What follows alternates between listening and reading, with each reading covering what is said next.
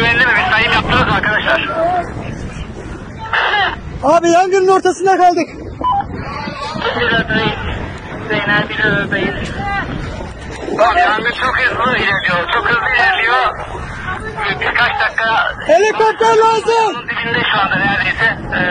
Bir an acele ederseniz iyi olur.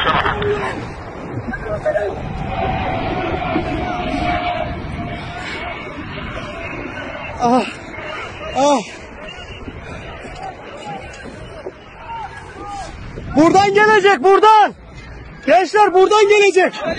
Buradan gelecek aşağı. Yolumuz bu. Haşim abi. Haşim abi buradan gelecek. Nereden iniyoruz? Haşim abi. Buradan iniyoruz. Bak geliyor, oradan geliyor. Böyle geliyor abi. Bir an önce aşağı. Herkes bu tarafa. Herkes bu tarafa. Haydi. Ya orası geliyor arkadaşlar. Şimdi orası da gelecek.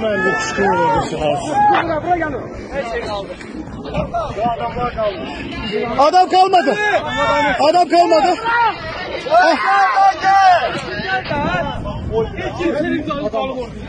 Hemen şundan geçsinler ha. Kim varmış ya? Gitmeyin ya. Adam varmış. Biri kaldı diye hepsi ölecek şimdi. Ya arkadaşlar.